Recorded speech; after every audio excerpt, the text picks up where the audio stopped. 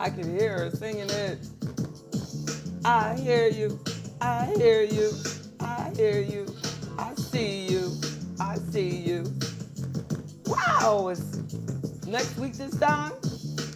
It'll be after your holiday, your 4th of July. I hope that you take some time to reflect. Some time to reflect on your independence. From today to next week, I'm really considering doing a financial independence workshop on the 4th in the morning. Get us up and healthy. I got 2 people in the studio who are doing the 2023 Health Challenge. Looking all good. Mr. Jones, Miss Davis. They representing. Friday, they're gonna tell me all the good stuff they've been doing with that. Afro Economics 2023 Health Challenge. Yes. It's only hard if you make it hard. It's only hard if you make it hard. It should be easy to do something that's good for us, right? It's all about you, because your Black wealth and health matters. Yes, it does. Our health and our wealth. Oh, let me see if I can get that. Yeah.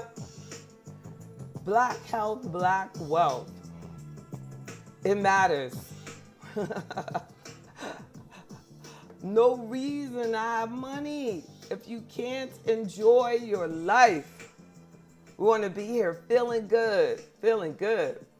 I got something to share with y'all. I don't know if you've ever seen this. I don't know, but I did something I want to share with you all. But I don't know, like when I hit this click, what you're gonna see. But I hope that all of you frequent the Afro Economics Facebook page. This is it. And on it, I posted our most recent podcast that I recorded some years back. I hope y'all can hear this when I hit play. I'm depending on our executive producers in the studio to tell me if you all can't hear this. Here we go.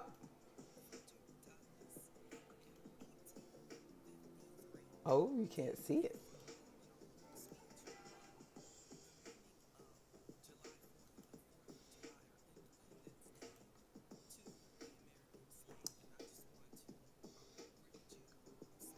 You can't hear Frederick Douglass.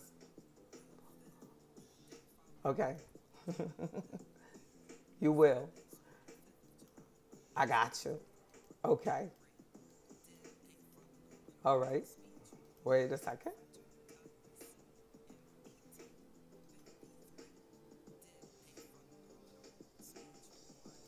I bet you still can't hear it. You still can't hear it, can you? Oh, you know what? I didn't share it with you yet.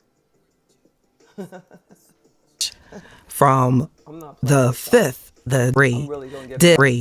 did a Frederick Douglass in 1853 did a phenomenal speech on the meaning of July 4th, or the 4th of July, or Independence Day, to the American slave. And I just want to read you some of his speech from the 5th, the day following the 4th of July. He presented this on the 5th of July, 1853.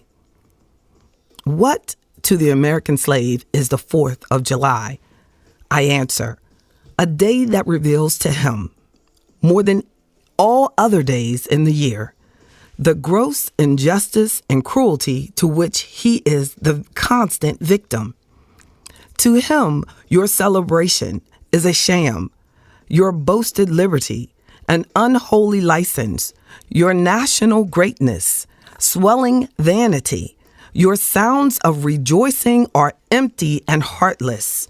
Your denunciation of tyrants, brass-fronted impudence, your shouts of liberty and equality, hollow mockery, your prayers and hymns, your sermons and thanksgiving, with all your religious parade and solemnity, are to him mere bombast, fraud, deception, empty, and hypocrisy.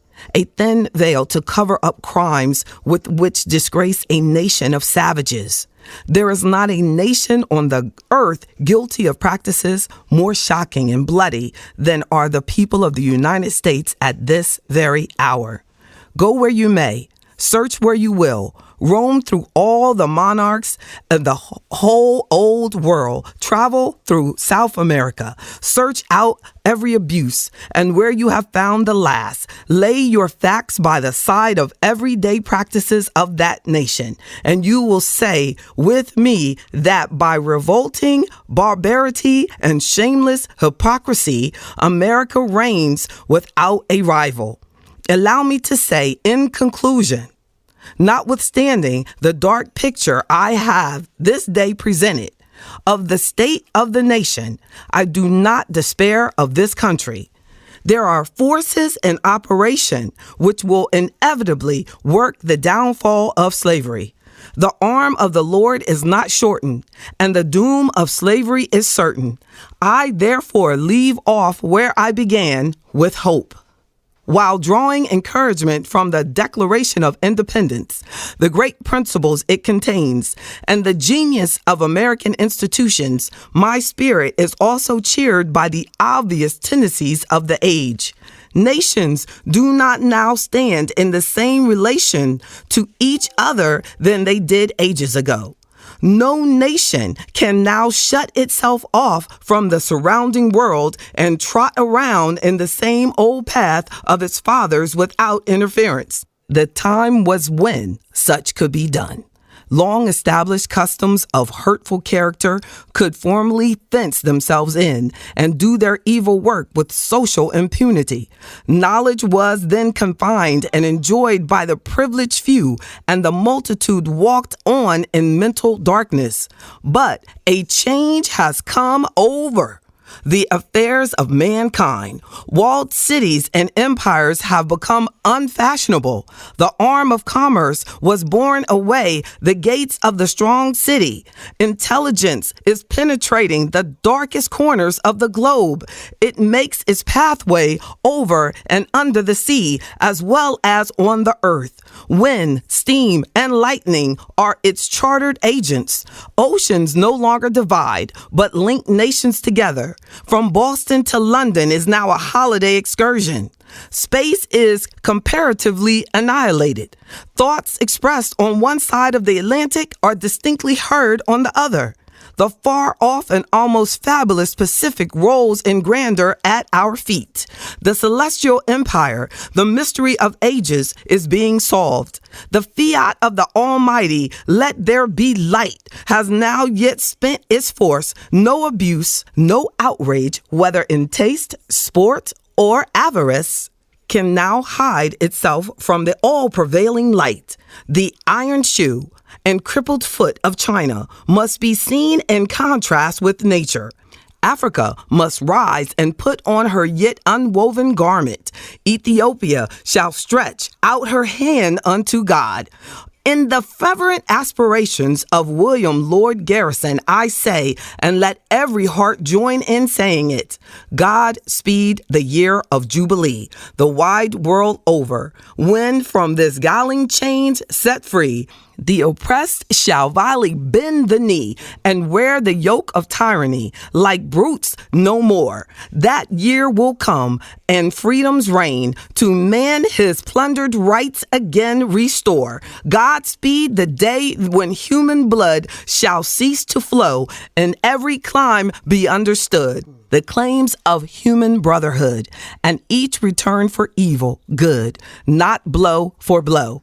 That day will come, all feuds to end, and change into a faithful friend each foe. God speed the hour, the glorious hour, when none on earth shall exercise a lordly power, now in a tyrant's present cower, but at all man's statue tower by equal birth. That hour will come to each, to all, and from his prison house to thrall go forth. Until that year, day, hour arrive, with head and heart and hand I'll strive to break the rod and rend the gyve, the spoiler of his prey deprive. So witness heaven, and never from my chosen post, wherever the peril or the cost, be driven. Wow. That's Frederick Douglass in his speech done while we were still enslaved. And he was talking about, what a joke the celebration was. Everybody was dancing around and you still couldn't be free. Like, what a joke. It's kind of like, in a way, it's sad to think about how many people still may not know how they're going to pay their rent on July 5th, but they're still going to waste money and party on July 4th. There's no, freedom there. Like, our bondage then was physical and mental and in many ways spiritual, but I feel like we have a social responsibility for, consciousness. Conscious people have to spread consciousness and spread the possibility of freedom that people can enjoy if they take that chance to actually stop trying to appease the powers that be. And as Frederick Douglass said, and focus on God. And focus on God. How big the strength of God to help us all overcome the world that we're enslaved to, too many. And that our whole life, our whole community would change if we learn to see what God sees in each of us. If we see it, if we just see it, then it would be so easy to love one another. It was so easy to know that, yes, I do have a social responsibility. Yes, I do have. And it's okay. And it's okay. Even though, we're told by the powers that, like, oh, no, when you're in business or you're making a lot of money or, it's every woman, man for himself. No. Do you know how much he must have sacrificed to be a free man and to make a speech like that at that time? And I was telling y'all about going to get my car serviced. Someone needs to mute their phone. And the brother that was there, he wouldn't even take me because I was complaining. He didn't feel comfortable driving me. Right. What was the outcome of that? Is your car working like you would expect, or is it drivability and everything? Yeah, but I purchased a new motor for my passenger window, and I think they took the old one out and put nothing back in because it used to work, just not every time. Now it's gone. Like, you can tell there's nothing there. They're pushing. They're just ridiculous. So the window doesn't go up or down? Doesn't even click. It's just like I'm just hitting nothing. It's worse than it was. So I told the lady, but. Well, what did they say? I'm like thinking, like, when I do that, like, I wonder what they're going to say to the black shuttle driver. And he's like basically the only one of two black people working there. But the department that I saw, like, and he's just, going to be rude to his own, to another person on the earth. But you bought the motor to make it work because it wasn't Oh working yeah, before, that's what they said. It needed a motor. and now it doesn't work at all. It probably only needed a fuse. You never know Well, exactly. but JB, this is the time you need to go back Oh, I down there. did. I Yeah, told her, and she said, "Well, could you wait about an hour?" No, I and can't. What day do I bring it, and you all are gonna fix it? So she said next Thursday. She's really lucky. They're lucky. I'm a nice person, but not according to them. I'm not, because we have no freedom to complain when you buy things. but But I know still, one thing, that they don't discriminate because they have complaints of every color. and and They and and just that's are horrible. that part is fine. But you, if you spent money for that motor, you need for that to be working. And that's why I ask you, what's the drivability like? Sometimes, Yeah. Well, shadiness and yeah, stuff like that goes on. I I, know. But just think though about the brother who had to take me back to work. I don't even care about my car. I'm yeah. hurt by a human being not wanting to take someone because they complain.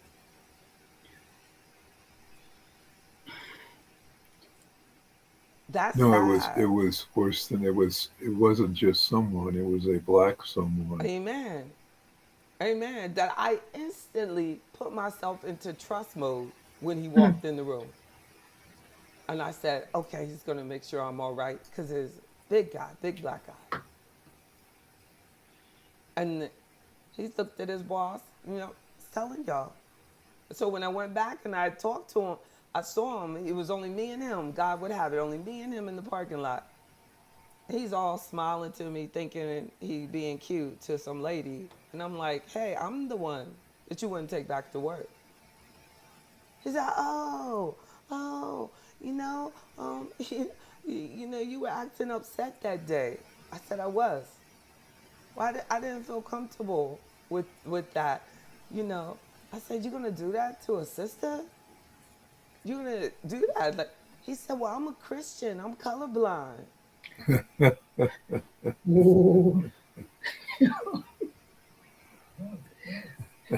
So I go my car. I have Black Wealth Matters. He said. So I guess he been looking, and they all decided at the dealership that, you know, I'm about social responsibility and making sure that black people have equal rights. See, to And me, then, like Mr. Newell, they passed my inspection without that thing working. but And JB, to me, you need to take it back. You need to get the window the working. I mean, window that was my window. idea. The window wasn't even their idea. I said, well, the window works intermittently. Mr. Newell was saying it's not supposed to pass inspection, But without both windows. I know it's true because I only have two doors.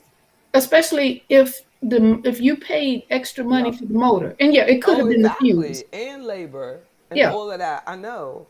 I and know. you, I'll never get a dime back.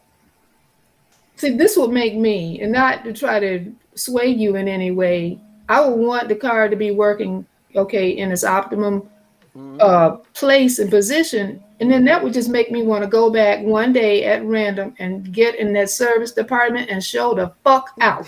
Okay, That's right. that's Very, what that would make me want to do. very That's what I was good. trying to say last That's week. right. I know. Yeah, well, until this That's is what they're totally fixed. doing. That's what they're doing. As you can see her like shook when I walked in. I was like, I'm just speechless. Because there's nobody on that side. So I didn't even know. It took me like what? This is like a week. I just discovered it when I got back from the track meet because I was trying to coach and his wife were over on the up, on that side, and I just wanted to roll. I hadn't tried the window, so they called. This lady had called and was like, just wanted to check and see if everything is okay, And I said, I can't say that yet. I cannot Mhm. say that. I'm so glad I didn't say that because I spent too much money and I did too many things. I just did these things. How many times did they get that kind of business? Where I was like, I want to fix this, this, this, this, this. They make you feel bad. So they But we have a social responsibility, I believe, as businesses. I believe that they, as their manager, had a social responsibility to tell that driver to apologize to me. Because he had no right to make that assessment that if a customer, I wasn't yelling, I wasn't cussing. I said, just like I'm talking now, that if I come in and you take 3 days to do something, but you tell me it's going to take 1 day, you had to have known that when the first day. You know why? That's my, I was like, wouldn't it have been more appropriate, you know what I mean, to tell me this? And then, and I was like, that the first day, it was about the buying, making me pay all the parts up front, and that's not standard, But I feel that they have a social responsibility as a business to treat all of their customers equally. There was nobody else on there complaining about they made them pay for all their parts up front and then didn't call. That's basically like taking your money and then sitting there. Mm-hmm. Because who wants to just pay for parts and never get them put in? And of course, out of all of this, Mr. Newell, they never even attempted to offer a discount at all. That's Pearson, Jeep, Chrysler, Dodge in Virginia. And then they got a Pearson dealership. So the general manager, he called me, he said, look, I'm just very busy. No, I wrote the man three letters, complain on Google, complain on Better Business Bureau. He calls and says, well, I have 7 locations, all down the East Coast. And I just, basically, I don't have time for this. I said, okay. You need to put that red dress on and go in that service department and show them the angry black woman. Just let loose. Hell, everything else ain't working. Well, I would rather not be in a dress when I let loose. I would be doggone to do it. Put on a house coat, okay? A dress. I say a dress makes me feel powerful. I wish it made me feel powerful. No, it's just like you should see my lovely sneakers I have on with this. But as long as I can't get the leg out. But but they're black, red, some blue. They knew I'm breaking them in for my next race at the end of July. So it was a good track meet, and I did my first 100 meter, and that was great. Congratulations. Yeah, right. I was the most grown in my heat. I know, it was funny. I came out of the box like trying to figure it out. Oh, man.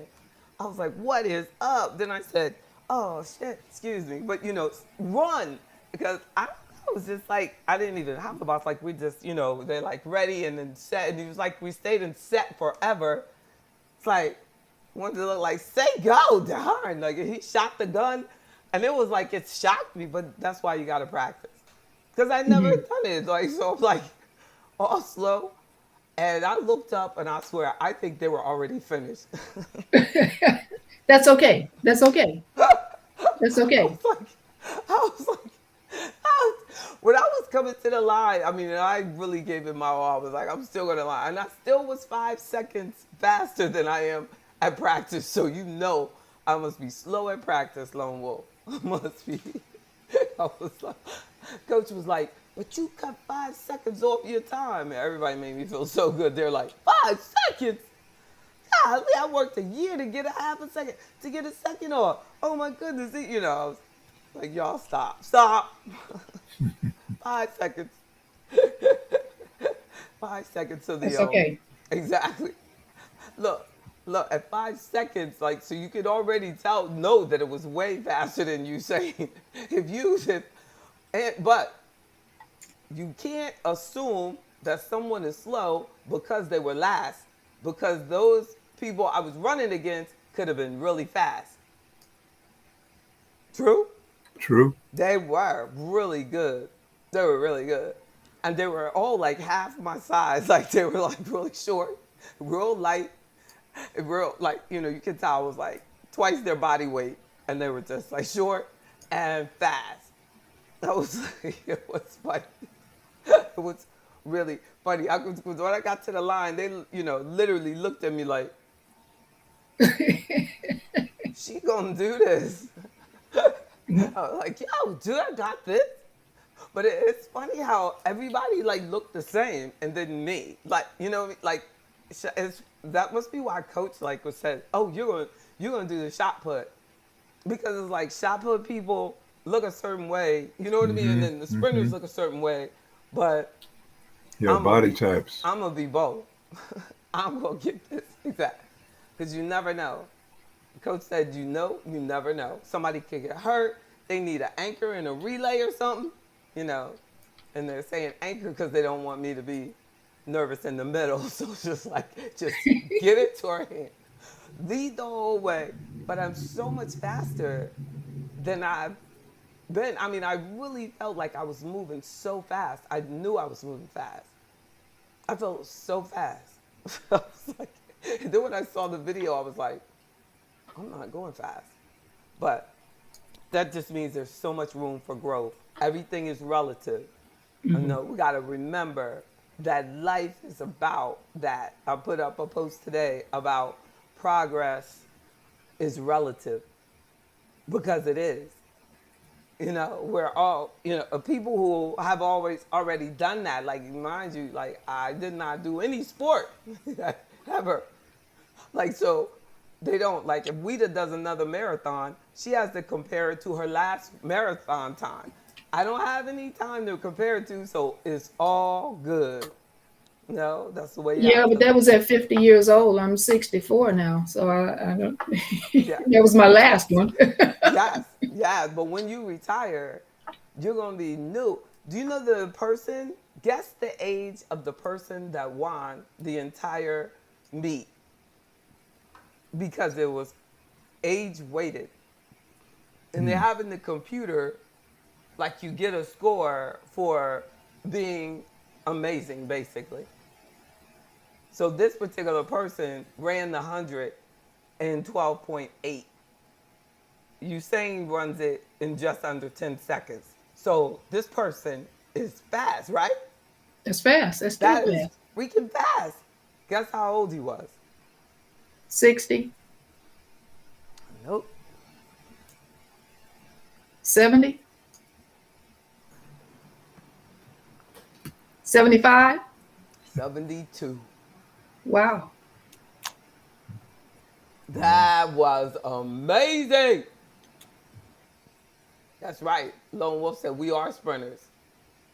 I know what, yo, he's trying to get me to sell my Jeep. But see, that's why I'm saying, like,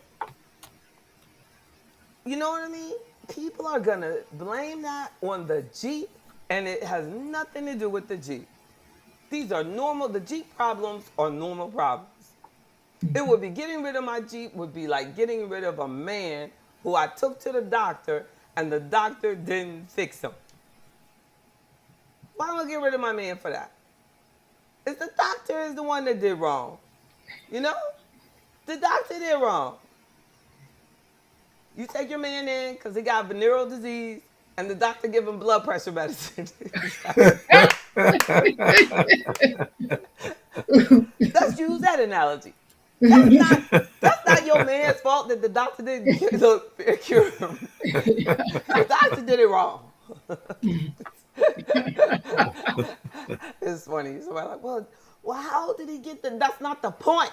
It's a good man, and the doctor gave him the wrong medicine. Stay focused. Don't gaslight. Try to distract me. Exactly. With that small issue, like how he get it. Who cares about that? Don't blame it on the Jeep. Don't blame it on the man. Look, exactly. But it is true though. Like, people are like, nah, don't get a Jeep, don't get a Jeep. That's so funny. But I really, like, you know, of course y'all know, I just, you know, enjoy my little Jeep. To me, everything that I have to do on it is so inexpensive because I'm so used to these expensive cars. Anything you do on other cars, it doesn't matter how old they are, it's expensive. Yeah, when my service starts getting expensive, that's when I'm gonna get rid of them. Like my last Benz, they told me to prepare. This is what the service department said. Prepare to pay $6,000 a year for the rest of the time that you had this car. This is the most I ever paid on that car for service. And most of that stuff was just by choice. I could have let it not start forever. Look, but I can't believe though. I went 2 years without knowing if it was really going to start or not, like, and leaving it running. I am amazed. But during COVID, we're not really driving our car that much. You know what I mean? Anyway, I think that service is busier and they have more challenges because people are like, yeah, this car got to work now. But I tell you, I feel like I have a social responsibility to tell you, don't go buy anything unless you really have to buy it. No, and they're not going to tell you that. But I think, like, remember, I don't know if y'all noticed, like, I had a topic for tonight, then I switched the topic. Mm-hmm. The topic, I was going to talk about how much people are stealing when they go in the store. Mm-hmm. And I was like, I don't know if you want to talk about something negative, so I'm just going to throw it on in there.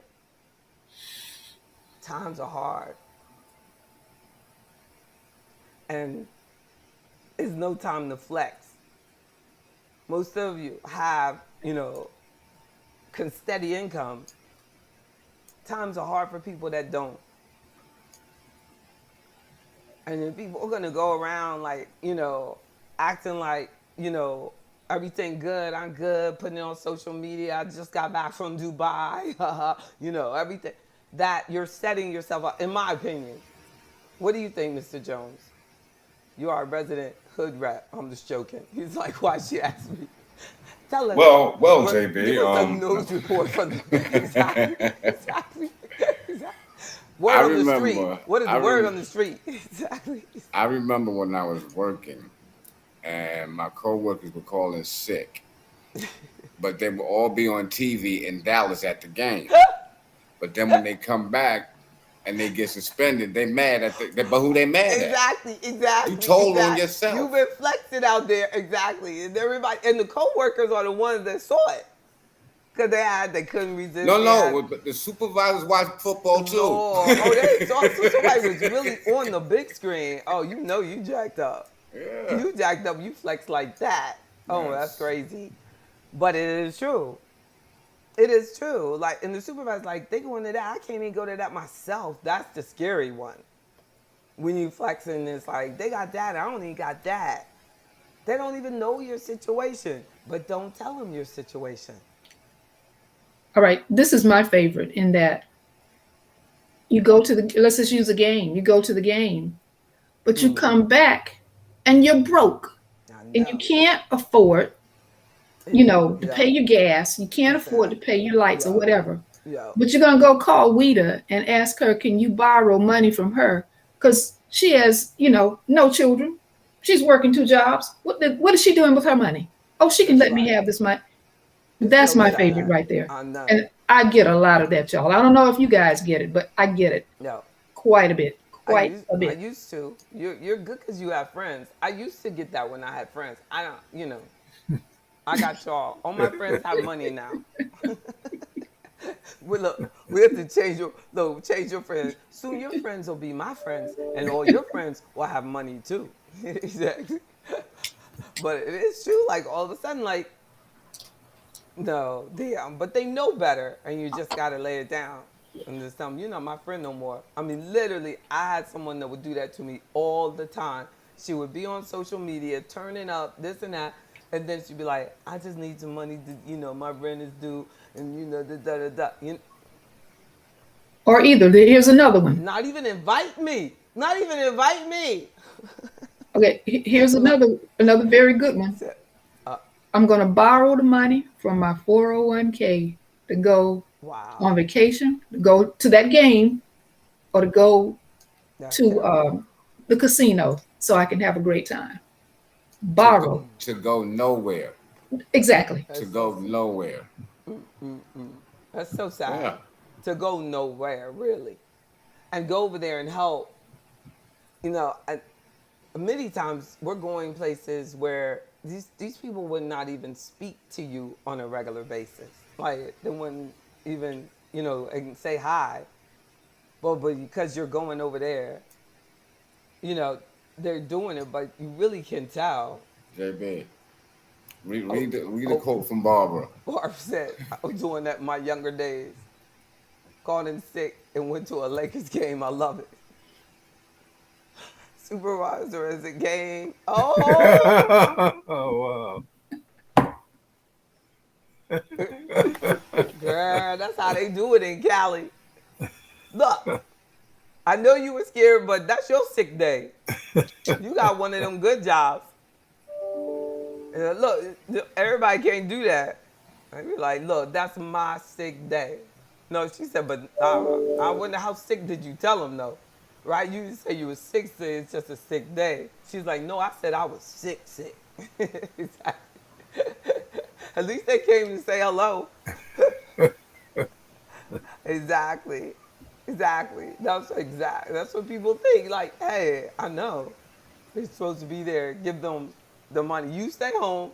She at home. She gonna have some money next week. She'll never go nowhere. Ask her. No, that's right. Mr. Knowles, like, take it a level up. No, it's gonna be fixed. But from a social responsibility perspective, no, it's become, in my opinion, and they refuse to believe it. But I believe that social responsibility has just become a marketing plan for many businesses. Now they know what they're just trying to be a part of, whatever is trending, whatever, they think is everybody cares about at that particular time. If they're were a company who I really felt like, oh, okay, this company is consistently about, they've always been about trees. They've just always been about save the trees and this and that. Then I would kind of, okay, maybe, maybe they are. But this whole like social responsibility has, turned into the environment and dogs and, how many, you know, um, things you do that have nothing to do really with human beings directly. So the definition of social responsibility or what's important to you, and that really is something for us to consider when we're thinking about where we do business, who we do business with, what companies we do business with. I think that that's more important than where the research has about like people like to invest in companies that are socially responsible. I just believe that it's become just something to try to make the companies look good. Are they really are they really into what they're doing? Or how can we have like socially responsible things, but it doesn't make sure that people right on the block outside of the business have a place to live or something, you know? So you spend $1 million, on some issue that you thought was very important, like, and not to like address, but it's Afro economics, but like Oprah, for example, like she spends she did, I don't know what she does now, but she has this school, in Africa. But I love that LeBron went right into his own neighborhood, built apartments next to the school that he built, and now they're setting up properties, for people that want individual homes. That's a business person feeling like they have a social responsibility to their own community. And I really don't care if nobody likes LeBron but me. You know what I'm saying? It's like, how in the world can people be so hard on a human being that is committed to that. And I think each of the people that get into the school get to, so now you're helping the whole family because you're helping the mom and dad, the student, the brother, sister, because they could, are in the apartments or the homes, and you're getting to go to school. That's some serious social responsibility. Now I know, most of us can't do that, like, but we want to, but we should think like, what is socially responsible to us? What do we expect and what do we like to see businesses do? Right? What do we want? And what type of criteria do we have when we spend money with places? There are too many, from my financial service perspective, there's too many Black professionals who never consider talking to me about Afroeconomics at all. Like, if you think about it, the overwhelming majority of Black people do not care that they help a business that's committed to serving them. Many, and I, might think that is a disservice to them. Well, so many of them are on the run away from the community. Yeah. They want to forget that they came from there. That's right. Yeah. Like, if LeBron went to Los Angeles and built the apartments and the school and stuff, but I got to get out of Ohio. I don't want to do nothing back there. So many people feel that way, about their people. Yeah. Not even consider it, not even try. That's what's the sad part. So every time we go into a majority business, we want them to consider us as a candidate for that job. But you don't feel that you have a social responsibility to give your fellow Black person that same opportunity. I can't. The only reason I believe in you, like I was saying about that shuttle driver, I believe in him because I believe in myself. I know who I am, and I know, that I'm Black, and I know that I'm nice, and I know that it's capable. So I never, I honestly know that when they don't consider me, they're doing themselves a disservice.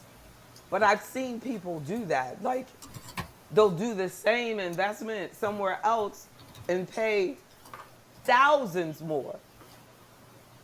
And it makes them feel good.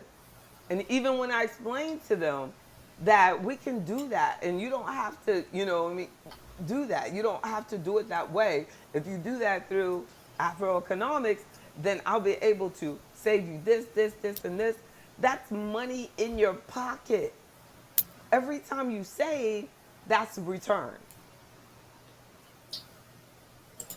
We often think if they're not charging me anything, then I didn't have to pay anything for it. And so when you work with an investment advisory firm, anything I charge has to be totally disclosed. When you work at a firm that's not on that level, it doesn't have that compliance requirement, then they could be getting paid from the product inside. And like with mortgages,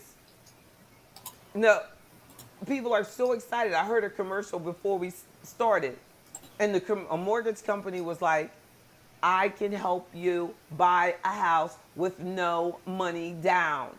Call us and ask for our second mortgage program.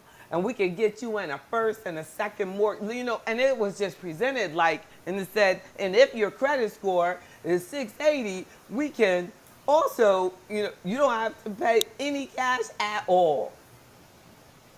And the intro was, this is about generational wealth. How you gonna earn generational wealth when you don't even own none of it?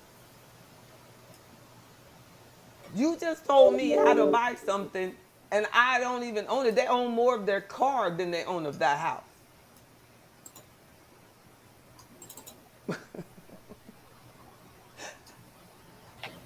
But it was presented like, to me, that's like social responsibility. I just could not I could not present something like that. Like, oh, this is how you build generational wealth. So don't save anything and buy this house over expense out on it. Somebody just tell me the difference between that and renting. What are they just praying that the value goes up by the time they want to get out? Or they, praying, I don't know, I'd be praying that both of those rates on it are at least fixed. But we got like extremely high interest rates right now. So you know how much money they're making that they can get you to do a first and a second? At the same time. Yeah. I was talking to a member the other day because he's looking at mortgages, and he said that the loan officer told him, said, man, don't put no money down, man, because you might sell it. You might sell it to, I wouldn't put no money down, and he's got the money. I said, no. They get paid based on the loan amount. That's why he doesn't care if you won't put money down. You know what I'm saying? Like, rate, loan amount, and the rate is higher when your loan amount is higher. He was like, I don't want any PMI. I didn't want any PMI. I said, well, he should have explained to you that if you don't put that money down, you're going to pay the mortgage insurance. Unless, of course, they say, oh, you don't have to do that. You could just do a first and a second. So then you're really getting robbed. And you think you're getting over because you don't have PMI, but you got to hold twice the interest rate on the other loan. 3/4, no telling, but it's going to be higher on your second. So that's the advantage of the social responsibility that what we do. And Afroeconomics is like, I'm not making any money on that discussion, but the client is saving thousands by being a member. Anybody that thinks that, oh, a membership, is expensive, they obviously have not even had one conversation with me. When I'm having my first conversation, it is so hard to not, I'm holding myself back. You know what I'm saying? Because it's hard to just start saying, I could change their whole life in just the first conversation. But I know that it will have no value to them unless they join, develop the discipline, see why I'm saying what I'm saying. She'll put it in the little computer, this and that, blah, blah, blah. And then it makes sense, and then they're empowered. If I give them the conversation and send them on their way and they think they got everything and they got over on J.B. Bryant, you know what I'm saying? No, they got over on themselves. You can't change my knowledge. You can't get all my knowledge. Like this girl from radio one time, she called and I said, well, you paid the membership. And she said, well, didn't you say we shouldn't do rent to own? Isn't that kind of like rent to own? I was like, Lord.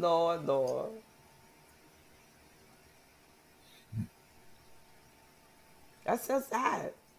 LOL. I am not rent to own.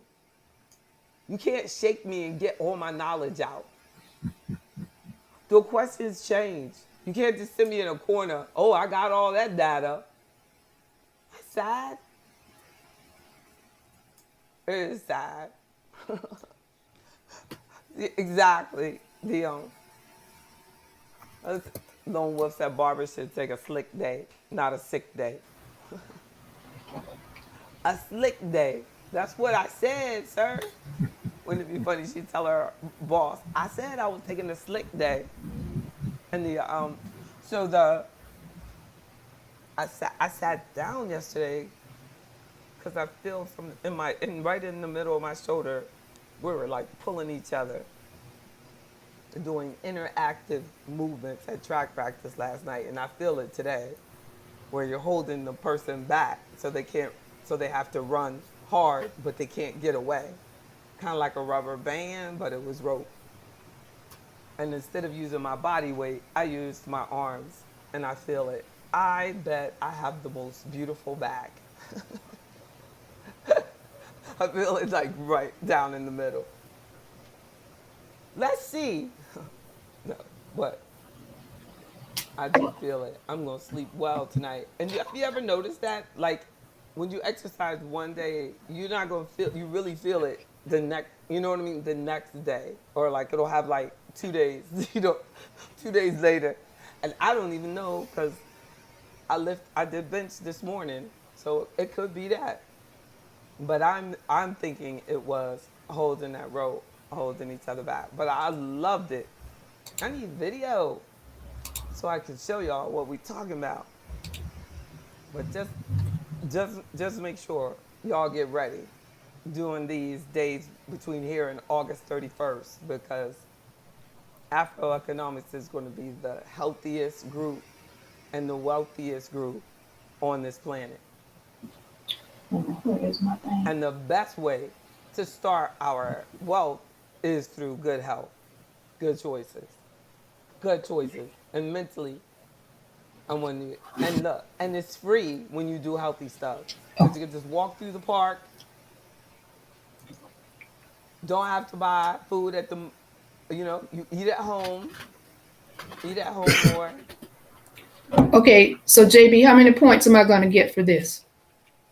Yeah. Oh, look at that. Wow. All you got to do is do it for 30 minutes. Wait a minute, I'm not using the right form, but you know what I mean. I know that is really good. But you doing your triceps, huh? Yeah. Okay. Go, girl. It's 15 pounds. Oh, wow. Oh, wait a minute. You go, girl. Look at that. Do you see that? Why my arms got to be so much bigger than hers? All right. So, Exactly. oh, because you've been working on. I don't know. I was born with my arms bigger than yours. I found this. I've Only had that this means put my for arm about up. 20 years, and I found these weights. These are 15 pounds. Where The were other they? one is over there, but I'm going to start using them now. That's right. And 15 a piece would be heavy, but it would be better, Well, you know what? On that, you should lay down. You should be laying down. I don't know about sitting up with that. On But a if you bench. sit, Actually, I'll be standing now when I do this. I won't be sitting. I'll be standing when I do these. well, if you do that, make sure you have both of your feet even with a slight bend in your knee. You need to brace yourself if you do those tricep curls standing up. I would say, if you did have a chair, you could be just as effective with this kind of doing like the sit down on the floor. Okay. Coming up, for your triceps, and have 215. 15 is kind of heavy for bicep curls right now, but you could do your bicep curls standing up. Okay. I'd rather do these than to be lifting a 12-ounce bottle. So what do you say? Right. I know that's right. Okay. That's right. So you keep doing that any way you want. It's okay. But I just don't want you to hurt your spine. Like that could get literally on your nerves easily.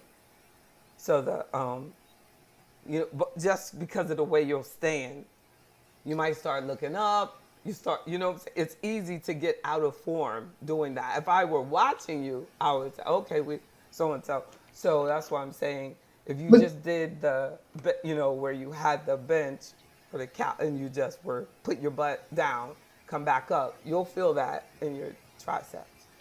We'll start with just 10, Yeah, but yeah, put a place on the line there for me for these. yeah. But I'm shocked that you would start with triceps. I don't know why you don't just start with biceps. Like, I can When do, you I mean, tell we her can do that, biceps, but you know, when you tell her that she should be laying down to do the tricep curls, do you mean on a bench?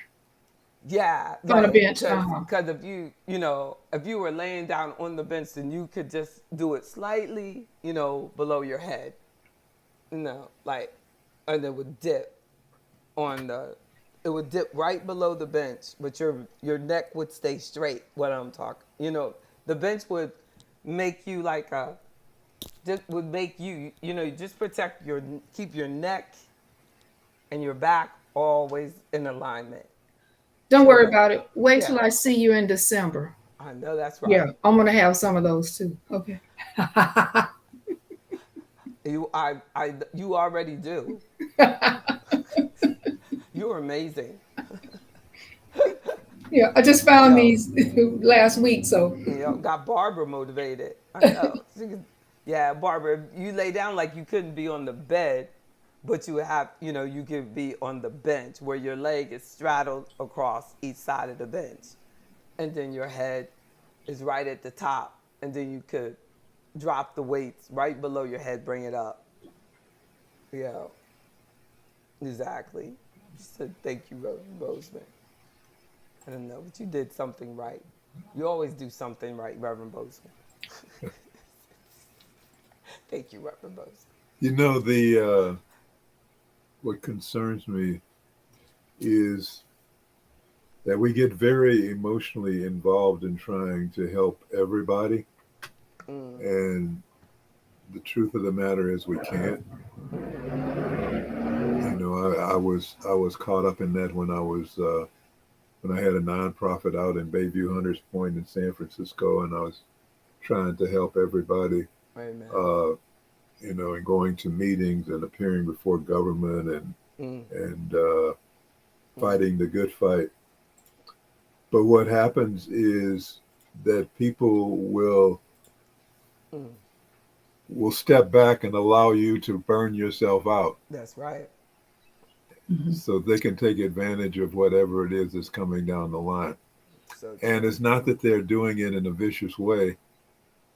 It's that most people are afraid to step forward. So, I've come to the conclusion that no matter how hard we work, we're really going to be able to help only 20% of the people. And we have to let the others go their own path. But that's right. but as we help 20% of the people, then that's going to create a pattern. It's going to create a mindset and a consciousness that others who want to jump on the boat can jump on. Amen. But we can never expect everybody to jump because it ain't gonna happen. Good point. And you're right. And that was part of the reason, I guess God was like, you're gonna have to do a membership. You're gonna have to do something to make sure that you're helping people that want to be helped. Right. Yeah, they gotta want it. Yeah, and then when I did that, like it was like, wow. I mean, they really want it, and it is amazing to me that there's so many people that really want it, and there's just always something that's always going to be, distracting you. Mm-hmm. And I've noticed that the only way to get what you want is you have to stay the course. And I had to stop taking it personally, because I'd be like, how do I keep them, motivated about it? How do I keep them coming to their meetings, even the one-on-ones? Like, it's so easy to put your goals aside.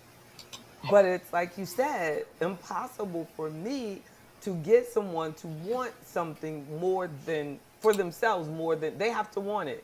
Right. I can't, make it. And then the more I want it for you, it's like the more people don't believe that I wanted for them. So you have to back off. You know what I mean? That way. Well, they don't believe they deserve it. Oh. They've been conditioned to believe that they don't deserve to have the best, Mm. and therefore they will settle for less. Mm. And they then, for some of Mm. those out there, they get a lot of self satisfaction uh, by going with the white man, Yeah. because that validates them into Yeah. believing that they're actually doing something, Yes. not realizing that Mm. they're putting themselves on the block Mm. and losing. Yes. Many, many, many. Especially when you don't at least try to get yourself or be your best self or become your best self. We're still becoming. We're still becoming. I've yet to meet a perfect person yet. Isn't it true? Hmm. That we are still becoming. They have like really lied to us about if you do this, then you're perfect. And then you do this, then you're perfect. And then you do this, you're perfect. And so, like, if we just all realize, like, hey, none of us are perfect. Like, you know what I'm saying? We just have different strengths, like we're talking about with the shot put versus, you know what I mean, the sprinter. Like, you know, we're all needed, but nobody's perfect, No such thing. right?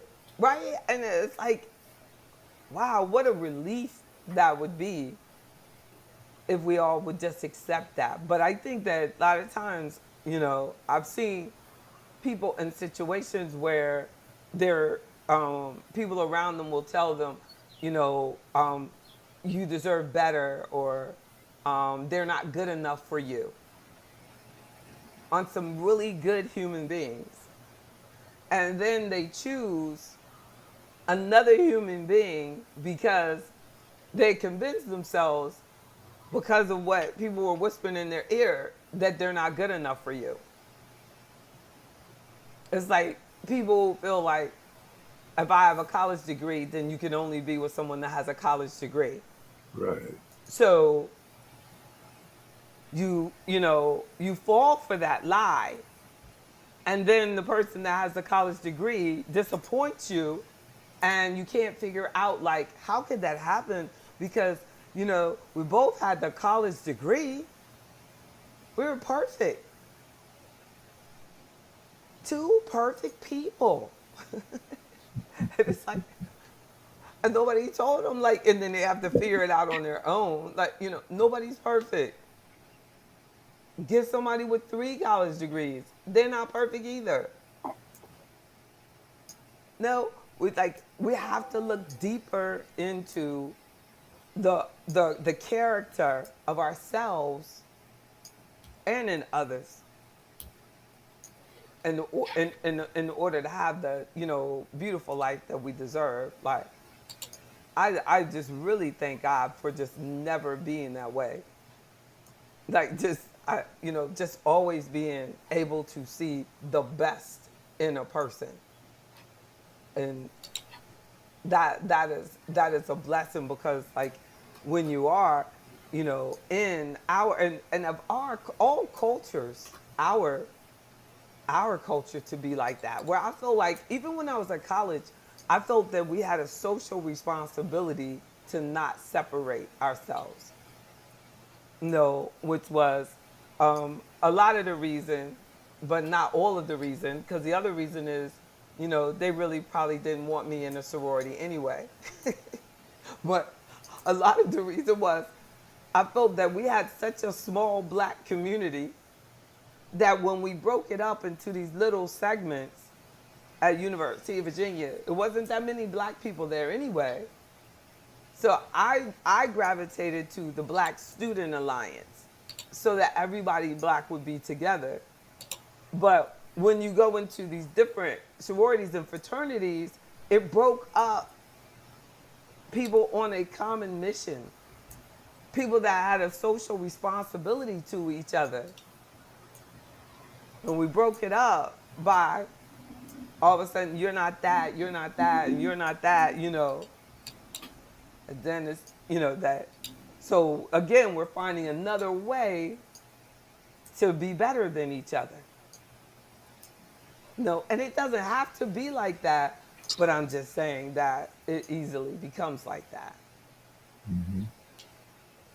And that hurts. Or, and even with religion that we've done that. But but I believe like a lot of our forefathers, Frederick Douglass and Carter G. Woodson and Malcolm X and Martin Luther King, and that I think that their bottom line point is that we have a social responsibility to each other because we have a common challenge as human beings. But as Black people, we have a social responsibility to each other to be our best self, because I believe that I represent you. So it's important to me to, it's impossible for me to go into a room and not know that I'm Black. I don't try to like forget, like the shuttle driver was saying, you know what I'm saying? He has made it a part of his relationship with God to forget that he's Black. But then you're out of tune with how, I get that, like, if that gives you comfort, but you need to know how people see you. Or it's like the brother that was killed in New York, when he was saying that I'm hungry and and then the people on the train interpreted it as he was dangerous, like that man did to me. I don't want to give you a shuttle ride because, you're dangerous. You wanted to hurt me. I'm not going to give her a ride because she complained. That man in New York choked that brother to death because he was acting like Michael Jackson, and it bothered him. He didn't feel comfortable with him around. That's how dangerous that is.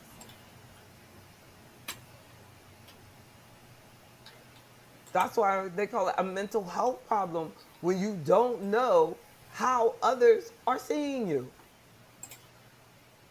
And it is. That brother had a mental health problem. He had no idea that that's what the brother was driving the shuttle. That is a mental health problem. That you think that a Black woman can't complain. She's a problem. I say it's a mental health problem. I say racism in general is a mental health problem. Yeah, I agree with that. A disease. Yeah, it should be addressed as such. Yeah. And then when you see 5 cops beat a Black man, 5 Black cops before 5 beat a Black, man, that is totally out of tune with social responsibility.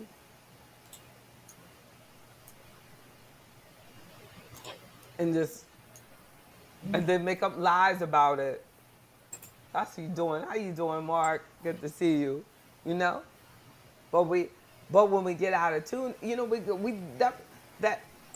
told you about that book this brother at University of Virginia wrote called Corporate America is Killing Black Folk. I would rephrase it as Black folk are allowing corporate America to kill them. I left. We have a choice. I would not be thank God I pray, mentally healthy or healthy person that I am today if I had stayed in that corporate environment I was in. I know it's hard. You were conditioned to overcome. I know that the things that your father did to you were unconscionable, but the upside of it was that because you had to force your way through the barriers that he was always putting up, it's like you cannot accept barriers the way a lot of Black people can. Oh, It's like you know how to fight because you've had to fight all your life. yeah. And you were probably referring to me and my mother. Yeah, but my father kind of saved me. Okay. Yeah, but me and my mother were always at odds with what girls don't do, what girls don't do, what girls don't do. You're not this, it's not that. But yeah, my dad, I would say like, yeah, the reason I'm still here is because he was there. the Yeah, but we definitely we are a product of what we've been through. Right. And I think you are so right. In whatever way, like you just have to turn it into a positive, because I always say, even today, like, no matter what, there is no greater pain than not getting what you need from home, from your safe place. No. And there just, isn't. But once you become and you live through that pain, and there's so many people in our community living with that pain, because whatever it is that their safe person is dealing with, a lot of it is because of what they've been through. Right. Exactly. No? So we've got, this cultural challenge. And there's just so many people that can't make their way out, can't make that, sacrifice. And honestly, if I had gotten materialistic, if I had really gotten involved in I was going that way when I had, all of those things in my 30s. And I just thank God for turning me away from materialism. I just said, if I don't have these things, will I still be okay with me? No. And I think that because when you get all these things, then the things own you. You can't write books. So then after I got rid of the things and became debt free, then it was like, oh, I can write these books. The book costs as much as a car. But the book pays me. The car doesn't. But we're not, socialized. I think that I have a social responsibility to keep helping our people know what assets are. Assets versus just items that we're buying. Right? Like the other day on Facebook, I was like, should I buy an adapter for my phone because I got a new phone and it's an upgrade? Or should I get a new radio? Or should I get a new car? And sure enough, somebody said a new car. I said a $13.99 adapter or a new radio or a new car. But someone chose a new car. I said, nah, I'd rather own an old one. And then he said, well, you could just buy the next one. So I'm going to come up with more money. And I was like, last I checked, you can't build wealth with a car. And then he said, well, there's cheaper adapters than $13.99. See, then now he's coming with me. You coming with me, right? I was like, I know I saw it. It was $2.99, but it wasn't a Samsung. So I'm going to go with the $13.99. But that's the way our mind has to start thinking. And some people live their whole life and never get there. And we have these things, think about a family with 4 kids, a black family, 4 kids. What kind of car do we typically have? 4 kids, all of them are young. None of the kids can drive yet. Minivan. A black family has a minivan. Minivans. I ain't seen no black family with no minivan. Like, very few. Minivans.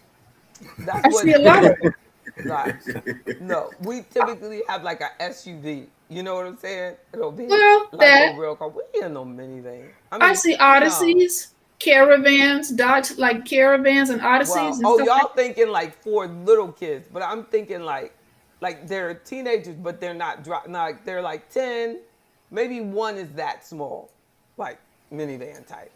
But you're thinking what they should have, but what would we have? What 4 kids? Mm. Now, I'm gonna tell you the truth. I don't know nobody with no minivan. I don't know where y'all be hanging. You just like minivans, Mr. Jones.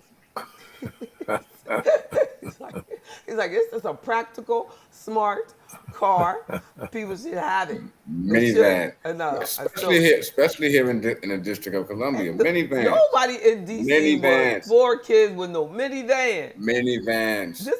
This is what she doing. Now, I don't know who this is. This woman you know with the minivan, but this woman I know with the 4 kids got a Benz or a BMW, and all 4 of them are squeezed up in the back, like they are in there, in that back seat, squeezing them together, or a great big like SUV that just requires like a Range Rover. And I'm talking about like could be in any random apartment, Section 8. No, CJB around here, those people, I don't see those folks Those driving those people. kind of cars. Those Those folks usually have bus passes Bus pass. No, that is not the person around with here. the 4 kids. But see, that's who has 4 kids. No, not People- nobody with no bus pass. Like You know, the that's people- rare, but you see them because you driving by. But the majority got a car with their tax return money. But the people that I see that have 4 kids, it's a single mother and she's got 4 children. They're stair-stepped and all that. Yeah. Yeah, they're living like in, let's just say housing assistance or what have you, Yeah, and they're catching the bus. and they got a They car. don't have a car. They got a car.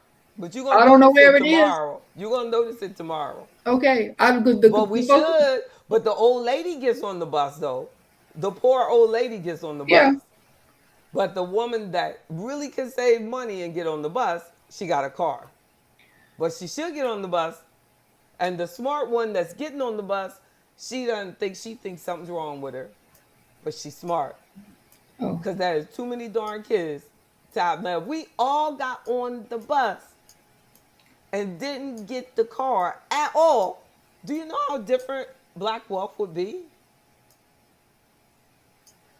Because she actually can make it. But when you get the car, do you get the insurance? Do you get, no, that is a smart move. But it is a lot, But in the city, at least you can actually live off public transportation. And get to where you have to go. But in Richmond, for example, Virginia, they'll give a housing voucher to someone, and it's not even on the bus line. So she has to go and get a car, you know what I mean? And often it's not the right car. And so the car that you get is going to have a lot of service, and expensive service.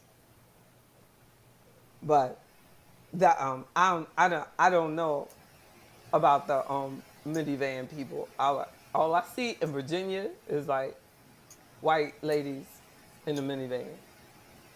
I'm coming up to DC, and you're gonna have to show me. I'm telling you, People don't drive like caravans and Odysseys out there where you are.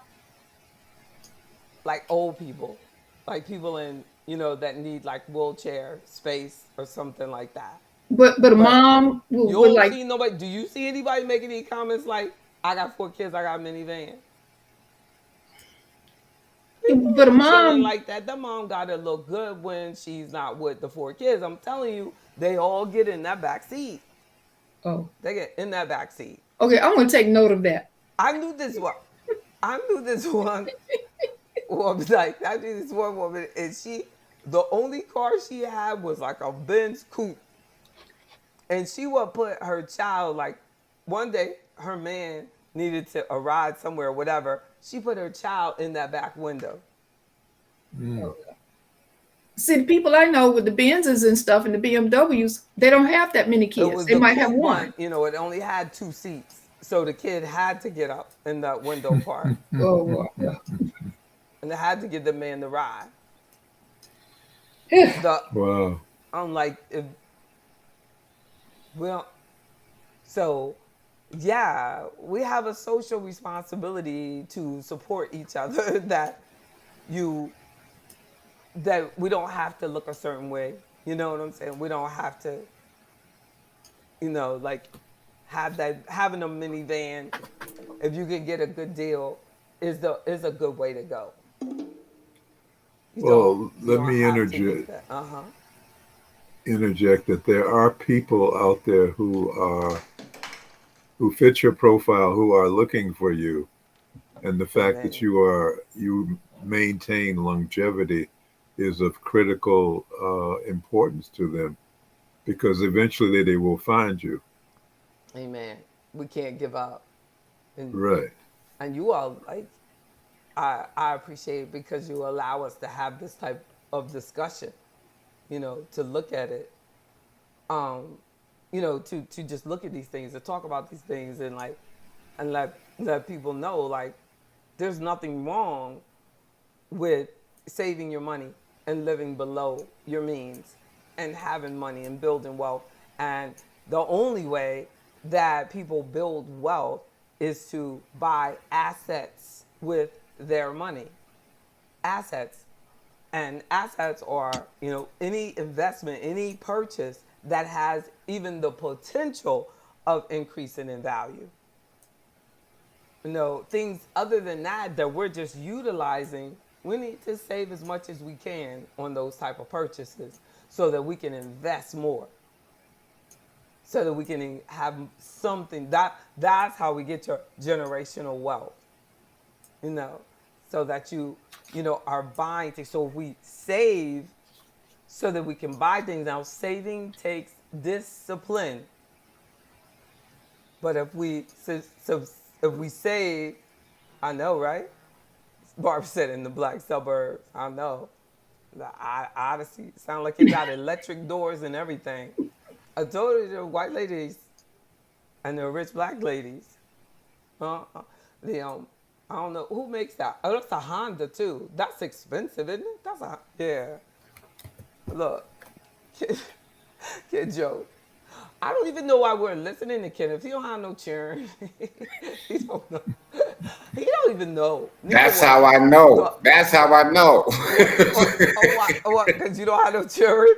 I spot them with the minivan with the kids. Yeah, right. Exactly. You see that woman, that beautiful woman you probably watched leave work and get in her Odyssey to go out to Maryland, driving right by. Look, then her next stop is the daycare. Daycares also eat up our money. No, like a lot of people that work out of the house, are costing the family too much. Like, if we have people, you can run it, from a family cost perspective. And say, the person is going out and they're making $25,000 a year. So, $2,000 a month. After taxes, it's not even that. But let's just say they get $2,000 a month. So the child care costs $300 a child. They got 2 kids. So that's $600 a week for the child care. And that person is only bringing in, what? $500 a week. $500 a week. And people do it over and over and over and over. But, at what point do we realize, like, you just don't want to be there with your kids? Somebody tell the truth. Because it is costing you more to not be there with them than it will cost you, to be there with them. And I'm saying to dad or mom that we need to be running the numbers. Like, and then they would call them, like, say a woman had a man and he was making that, and they would They would not make the man feel like it was a smart move for him to stay and be there for his kids. Even though when he leaves, he's making less than what it costs you for him to be gone. Are y'all feeling me on that? You got to be real committed to your family in order to look past what things look like to other people and look like, well, it's costing us too much for you to go and do that. Because then when you go, then they got to spend gas, then they got to buy clothes, then they got to, eat lunch. Look at all these other expenses of going to work. Going to work has to be worth your while.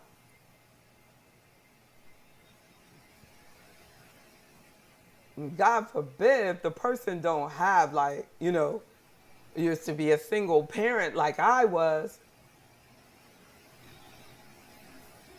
and the person's only making that and then Congress will say, well, I don't understand why people don't go to work. She loses money when she goes to work. Right. But we have a social responsibility to make sure that we translate some of this stuff for these people. But where we spend, we should start thinking about, is this company socially responsible? Do they, are they contributing to the world or just taking away from it? No, because our dollars matter. Our dollars matter. Who would have thought that you see this thing that Bud Light is going through, and the people stop drinking the Bud Light, and their sales are down 30%. Right. Who would have thought that many church folk drink Bud Light? There's a store in my neighborhood where they just put all the Bud Light cans on the table and put with a sign that says 50 cents a piece. What does that mean? That means they're selling a Bud Light can of Bud Light for 50 cents because they saying can't. they don't like it. No, well, Bud Light has gotten in trouble because of their transsexual sponsorship. But the 50 cents a piece, I didn't get. Was that supposed to be disrespectful or what was? I don't know. No, it's an economic reality. They can't sell the beer. So they're trying to say that. Oh, that was a store or a person's house. No, it's a store. Oh. Well, Bud Light said, that company, Anheuser-Busch, said on the news that they are giving money to businesses that to help them, putting a lot of money into, I guess that's how that store could sell it for 50 cents because they gave them money for having it on their shelves but yeah, that's what I was amazing because it's, conservative group. So that's what they're saying has stopped buying. It's in a conservative movement. Right. And that's why I was I didn't know that many conservative people could drink beer, that were drinking, you know what I mean? Drinking beer that would bring down their sales that much. And probably Bud Light was thinking that too. Well, what they've done is they've tapped I would never thought they were drinking it. What they've done is they've tapped into a silent group of people who are not necessarily conservative, but are frustrated because they are being so bombarded with this whole woke thing, if you can call it that, that it's all around them, and they're people are very averse to change, and so they're being forced to they got the pronouns coming at them, and then they got a drag queen story hour. There's a lot of things going on that are pushing people pushing people's buttons. You know, and I don't even think like that they're telling the truth as far as Anheuser-Busch. I think that they're just like turning it into an opportunity for them to get this type of exposure. I mean, who even knew who the CEO of Anheuser-Busch was? Now he's all up on TV this morning. You know, who cared last week or whatever? And it wasn't, even the commercial was an Instagram post. So they might have had like No, one. there was a can. They created a can for transsexuals. I thought he was saying this morning. That's the way I understood it. That it was on an Instagram post, but it was on the outside of the can. Yeah, it's a special can Yeah. that they featured this transsexual woman on, and so the Oh, conservatives. she must be like an Instagram model or something. Yeah, she I haven't is. seen. Okay, that's probably where Instagram came in. Oh, and yeah, and but I'm sure that they did it in an attempt for social responsibility. Yeah, They're yeah. thinking like, we want to be diverse. We're gonna have diversity initiative. And that's what's interesting, where nobody's really addressing that they were, you know what I mean, their intention was for positivity, for diversity, for their attempt at social responsibility. And then, like you said, how everybody with their other thought, like you could be socially responsible and somebody see it totally different. Like with Afroeconomics, all the time there's someone who says, isn't economics all the same? And black wealth matters. Why? Doesn't all wealth matter? You know what I'm saying? Like, Yeah, and yeah, I yeah. feel I'm being socially responsible. They see it as, no, you're being exclusive. Right. So So in this case, people stop buying the beer. Is that Yeah, what I'm hearing? they stopped that's what buying the they're beer. saying. But I don't believe it. I believe that it happened in one area and then they turned it into a big news story. Yeah, Reverend Like let's Bozeman. say 30% in New York, or I don't know where they would have that many conservative people. Like, where would that be? Like But it's not, Texas, the thing Texas or is, it's something like not that. all conservatives. It started out as conservatives. But It's what is still got to going be. on is that there is an undercurrent of people who are frustrated with with all these changes being forced upon them. But that's still conservative. No, that's people's realities, and Yeah, it well, yeah, doesn't, yeah. it doesn't necessarily have to mean they're conservative. They're just a group of people who have been quiet. Uh, But they don't think that they're conservative. But that is definitely a conservative point of view, that you feel like having this person on the can is pushing it on you. Who thinks that way? no, there's more to it than that, though. What I'm saying is, Yeah. you've got all these there's all these fights going on about the school books being changed. Yeah, but how they get For all the way over there on that one though? But they do, but that's conservative. And it's like, how did it come all the way over there? Like to this, when this girl's just a model. They got transgender that have won like Grammy awards and probably Oscars, and you know what I mean, everything, and then they just choose. It just depends, huh? But I really feel that Anheuser-Busch is using it to their benefit. I don't think that it was, as negative effect as they did, if they're saying, but they're using it as a marketing agenda. And either way, they'll win. And then they're going to come back and their numbers are going to look great, because who's to know how much sales on Bud Light, and they're not going to bring it out right now. Bud Light sales probably already down or something, like, but I don't trust them. No, But we don't. We don't yeah, trust anybody now. exactly, exactly, exactly. Yeah, I trust you.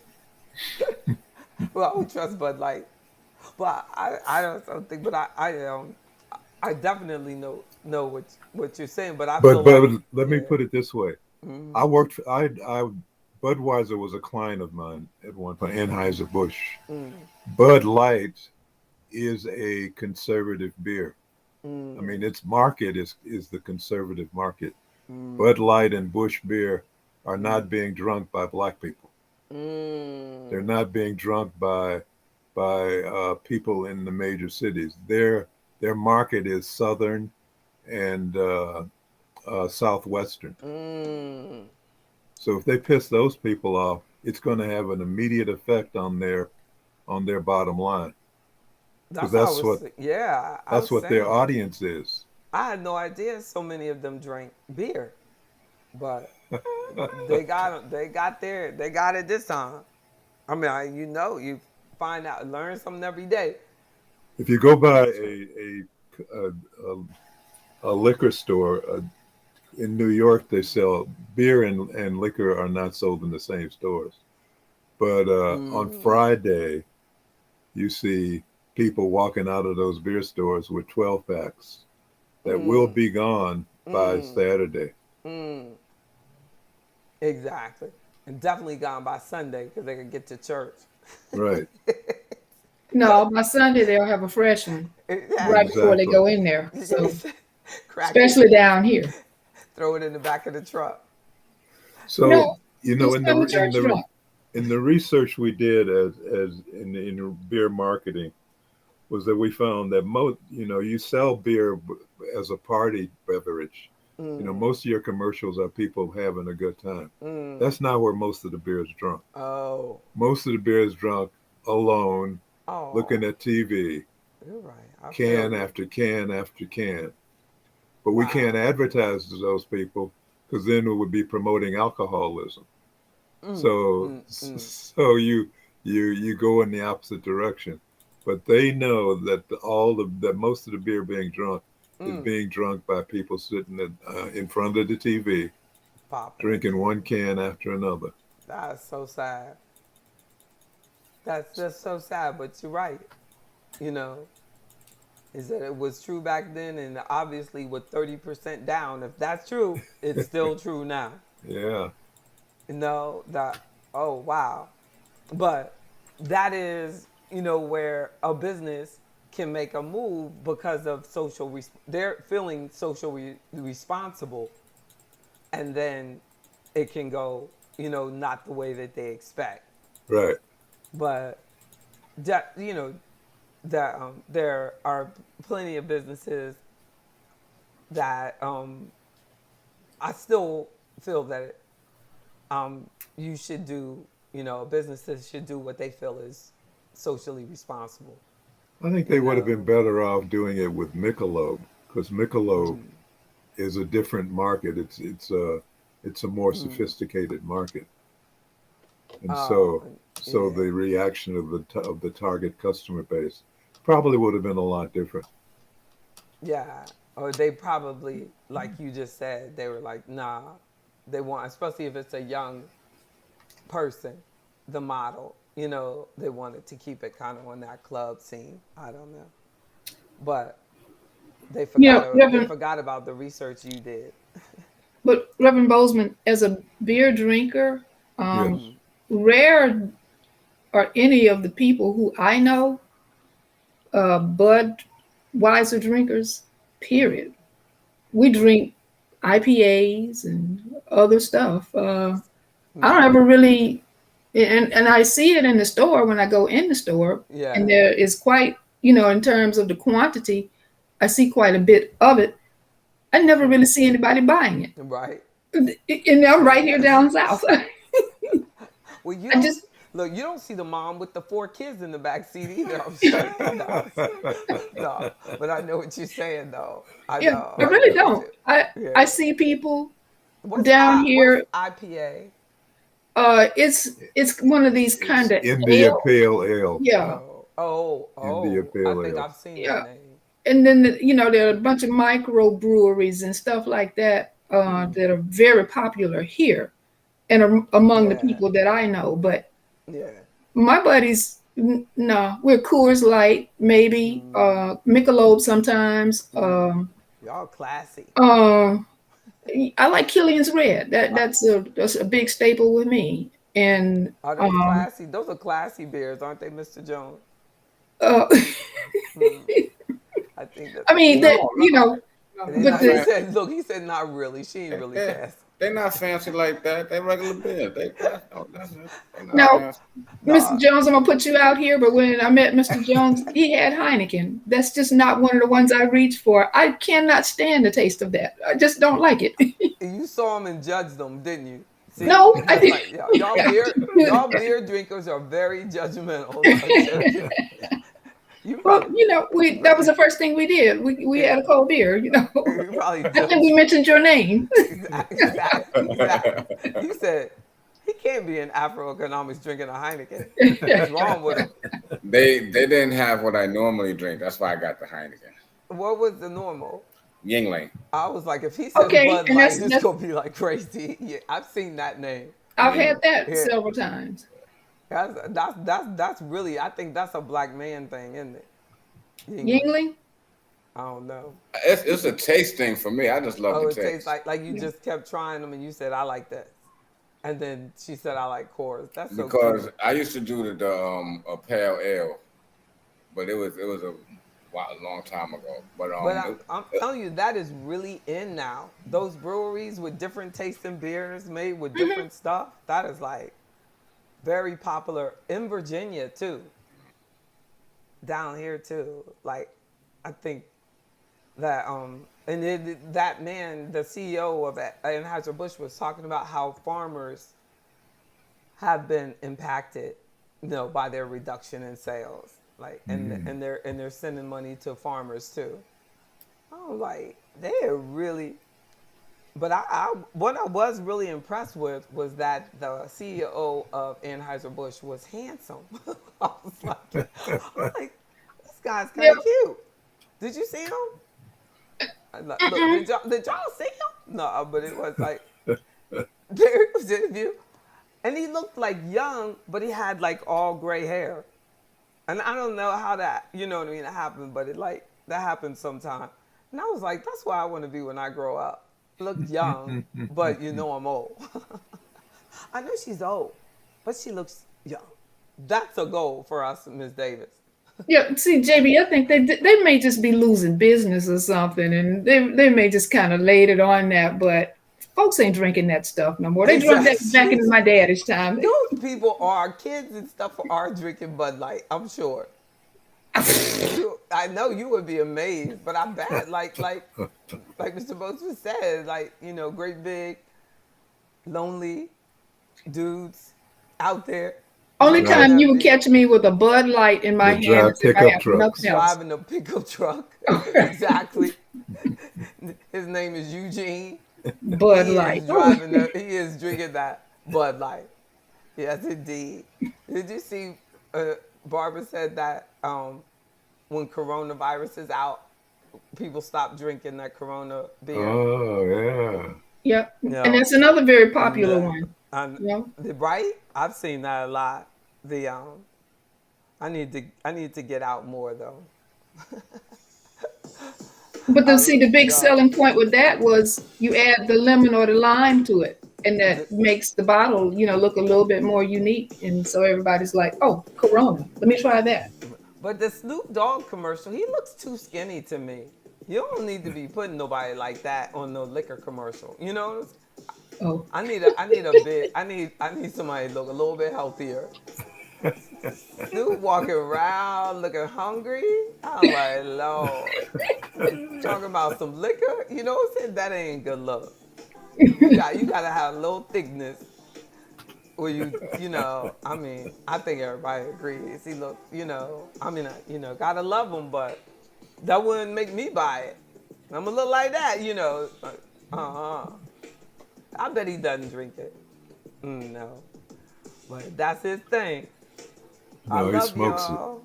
Oh, he I said, smokes? no, he Yeah, smokes true, it. true. But he definitely doesn't get any, what do they call it? Like they say you get cravings if you smoke like that. He don't get no cravings. He look like he fast. he real like 2 days no food. His wife be like, look, Snoop, eat this food. He need to hang with Martha Stewart in the kitchen. Right on. Martha, make him eat, Martha.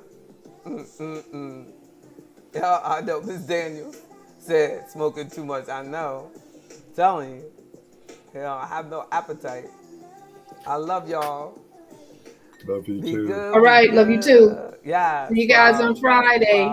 Thank you Mr. so Jones, much. set your I clock. can't wait. And don't forget Okay. the summer challenge. I'm gonna send out.